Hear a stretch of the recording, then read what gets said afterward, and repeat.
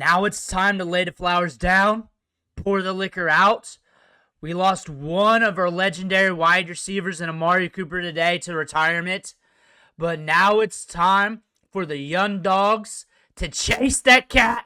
And it's Dante Thornton season. We're doing another deep dive today just in case you're new on the Raiders wide receiver depth chart. Dante Thornton. We're going to look at the advanced analytics, why you should, why you shouldn't get him in fantasy football, the good, the bad, the ugly, right here, right now. Before we dig in, though, you need to click that subscribe button right now. We're looking at these players every day. We're doing as many deep dives as possible. News, top guys on the waiver wire, those guys will get deep dives every week. The random guys who are climbing the depth chart, they'll get a deep dive. On top of that, we're doing rankings this year. Did wide receivers and running backs yesterday. We're covering every single game this year, trying to predict what's going to happen in those games to see who to start for our fantasy teams. Of course, we're looking at the waiver wire every day. I got plenty of videos already for week 1. Click that button. Stop missing out. It's all here. It's a free buffet. But Amari Cooper leaving the Raiders because he's going back to the buffet. Just like Forrest Gump. He's a little bit tired. He thinks he's going to go home now. But it's done. I salute Amari Cooper. Last 10 years, every single season, he had at least one wide receiver 1 week. And that sounds something that's little. That's hard to do. That's very hard to do. That's longevity. That's some Cal Ripken work. Not to put any shade on Cal Ripken because it's 10 years versus what he did. But that's some Cal Ripken work in this day and age of football. I salute you, Amari Cooper. We did do a You Need video on him. And pretty much what I said in that video is hold off. Don't pick him up. A lot of people are looking at him. He's going to need a ramp up. Maybe in season. He'll probably have 1 game or 2. I guess I was wrong on that part. But we were waiting for Dante Thornton. And I was saying, hey, I'm doing another video today on him. I'm doing another video. Wait for that. And that day, I dropped the video. And I'm doing it again. Because there are not many young lottery ticket wide receivers right now in fantasy football. We had a weak wide receiver class. This dude's a skyscraper with wheels on a team that's ambiguous at the wide receiver position. And he was a 4-star prospect coming out of high school. Ranked 7th in the composite, 11th in the rankings. Had speed back then, 4.63 speed on the 40. But remember, high school kids are not really trained to run the 40, 11.02, 100 meters. That's also back in 2019. 28 offers. Everybody wanted this kid. They like the size. They like the speed.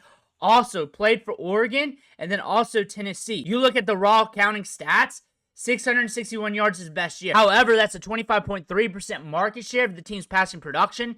That's a breakout. Nico Amalevin wasn't really cashing out with Tennessee. That being said, you're looking at the tape here, you're seeing big plays, big moments. Look at the average depth of target on his career, 15.3 average, 16.5 that final year with Tennessee when he was getting targeted most. And that just fits the description of this wide receiver. Tall, skyscraper, with speed, deep targets downfield. That's great for fantasy football. And it's really, in fantasy, when it comes to these wide receivers, beauty is in the eye of the beholder. We're going to talk about how he can be beautiful for you later on in the video. But this dude, 21 miles per hour, 95th percentile. He can get it downfield.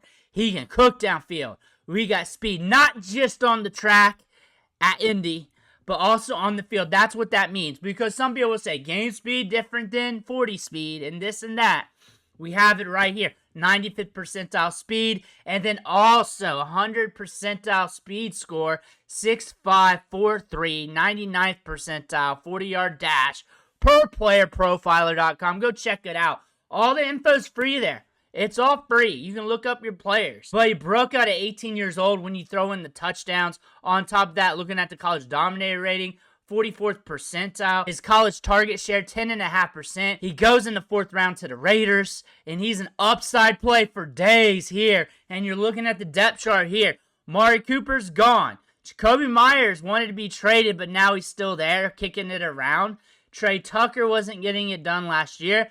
Bech, we're seeing what he does this season. I would not be surprised if he emerges. Thornton is different from all the wide receivers because he's a skyscraper with 4.3 speed. He's already shown off that he can be electric in this offense. He's free pretty much in fantasy football. One of your last picks in your draft off the waiver wire. Free assets, free players as your dart throws the best, because if they don't hit, you just go on to the next one. That's all you do. There's not many lottery ticket wide receivers this year, especially year 1 and year 2 guys at that price points. You're looking at Thornton. What I mean by price point, if you're really new to fantasy, that you're a late round pick, 16th round, 15th round, free off the waiver wire. There are not many upside players that could emerge early, middle of the year, that could really take over. Not just score well, but take over. Jakobi Meyers is good. He's a solid wide receiver. He should command targets. He should be getting a lot of opportunity in this offense. Good route runner. Always just a good, fine technical player. He's going to get his opportunity, but he's also priced up there in drafts. We know about him. We're looking for dart throws. That's our game. Amari Cooper's gone. But pour a little liquor out right now. Just pour it out. Like I said, last 10 years, at least one wide receiver 1 week each one of those seasons. But Jack Bech is a fun wide receiver.